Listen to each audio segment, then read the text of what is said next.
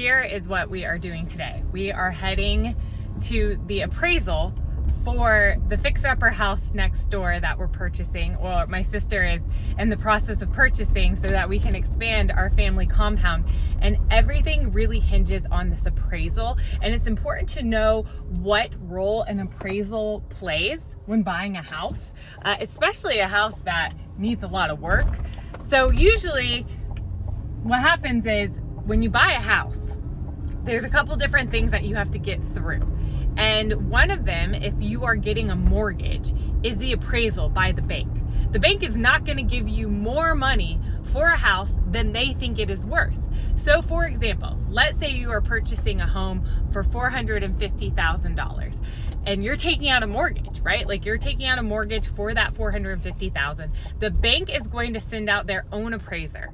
That appraiser is going to determine if that house is worth $450,000, $400,000, $500,000. Now what happens if that appraiser goes, this house is worth $400,000? Well, now you got a problem, because you need $450,000 to buy the house. The bank's only going to give you $400,000. So where does that $50,000 come from? The difference. Well, a few years ago, people started losing their minds and they were paying more than the appraisal was worth, just because they so desperately wanted the house. I was seeing people spending $100,000, $90,000, $50,000 more than the appraisal price, because that's what they were under contract for. And they were signing these letters saying, hey, if it appraises for less than we're purchasing it for, we're going to come up with the cash difference, because that's what has to happen. If the bank says this house is worth $400,000, but you're under contract for $450,000, there's two options. One, traditionally, before everyone lost their minds, you'd go to the seller and go, hey, your house is not worth what you're selling it for. You got to come down. The bank's only going to give me $400,000. I've ran into this with my house. That's a whole different story. It's a long, drawn out story. And typically you would work something out with the seller. More than likely, the seller was going to have to budge on their final sales price. But in recent years, again, it was just coming up. The buyers were just saying, that's okay. We are going to put down the extra money because we want this house so badly. And time will tell if that's going to really come back and hurt people, especially with right now the housing market has been holding really firm. But when the economy starts to go down and the stock market starts to go down, and if the housing market crashes, people who paid over the appraised value are gonna maybe be in a world of trouble, because they're not gonna be able to sell the house for what they paid for it. And I saw this happening back in 2013, 2012, 2013, this was happening a lot. Like, I was selling real estate actively back then, and I had clients showing up to the closing table, having to pay money to get out of their house. Could you imagine? All because the market crashed and their house, they couldn't get for their houses what they needed to get out cleanly and pay it off. So, side story. So why does everything depend on this appraisal today? And I think this appraisal is going to go fine, because we're buying it off market, this property. It's a fixer-upper. The price that they're selling it to us for, well, I say us, like I'm negotiating the deal. And my sister, and we're in it together. I'm going to be fixing it up, and we're making, the family compound out of it. But they're selling it at a price that should more than appraise for it, but you just never know. The appraisal depends on comps. So an appraiser, what they're going to do is they're going to come out, they're going to look at the property, they're going to note things like the condition of the home. Not only are they going to note the condition, they're also going to note materials used in the home. What are the floors? What are the countertops? What are the bathrooms? All these things go into play with an appraisal. How old is the home? Does it have, a new roof, new systems, things like that? Then they're going to take the most recent sales from the neighborhood if available. So based on that, I think we're going to be super golden on the appraisal, because the house up the street, which I also tried to negotiate that deal and get them to sell it to us, but they didn't. They got a little greedy and they put it on the market and ended up not walking away with much more than we offered them. But also, again, side story. That sold for like $511,000 and it needs a ton of work, but it was bigger. So they're going to take the most recent sales in the neighborhood or in your area, and they're going to take 3 or 4 of them, and they're going to compare the house. And based off of that, they're going to come up with a number that they're going to tell the bank the house is worth. So for this particular instance, yeah, everything is hinging on the appraisal, because we need that appraisal to come back at minimum the purchase price. Hopefully it comes back more, and then my sister and brother-in-law already feel great like that they already have some equity in this house, even if they have to do a ton of work. But the thing is, they need every penny and every dollar for the renovation. And I don't think the seller would sell for less than they're selling it for. So let's just say that comes up $15,000 short. Well, my brother and sister-in-law my sister and brother-in-law are probably going to have to pay that $15,000 difference, and they don't have that, because literally every penny needs to go into this renovation, and there's just like a lot of unsexy stuff that's got to be renovated. So we're going to meet the appraiser. Again, I'm serving as the real estate agent on this off-market deal, representing my sister and my brother-in-law. I'm gonna go meet him, just basically like say hello, let him in. The owners still live there, which is always like a little bit iffy. And then I gotta go pick up the kids from school. And so I imagine we'll have the appraisal. This is really like the whole last step in the process. Getting this house, this appraisal, everything hinges on it, because the credit's been approved. We've gotten through all the inspections. So as long as this appraisal checks off, we're good. The dream is happening. The dream of them getting this fixer-upper next door, expanding the family compound, is becoming a reality. This is the best comp that we have. It's the most recent sale in the neighborhood. It sold for $511,000, which to me was a lot for the quality of the house. It was very dated. The man actually died in this house and people didn't find him for a few days.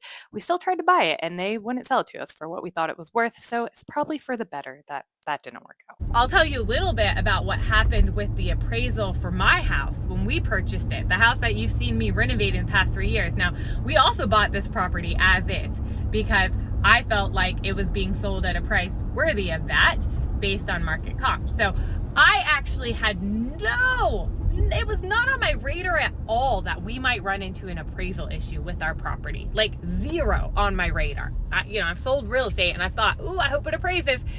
Zero radar for this. Now what happened is, when we purchased our home, they had left the upstairs completely unfinished. And I have videos of us building out this upstairs attic that they framed out and left unfinished. The previous owners decided they would much rather have a finished basement than a finished upstairs.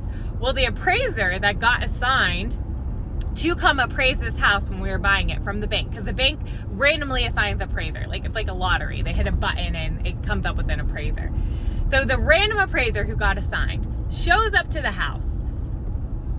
Now, the house obviously was a fixer-upper, but the house is a beautiful house on property, and a lot of, like, even though they made weird choices, they did a lot of nice, like, moldings and things. Anyways, he decided to give them, obviously, $0 per square foot on the upstairs. If it's not finished, you don't get square footage credit on the upstairs. Or anything. Like, let's say you're going to sell a house, and even though it has a basement, if the basement is unfinished, you don't get any dollars towards the unfinished basement. Now, that might help your market value a little bit, because someone will go, oh, it has a basement.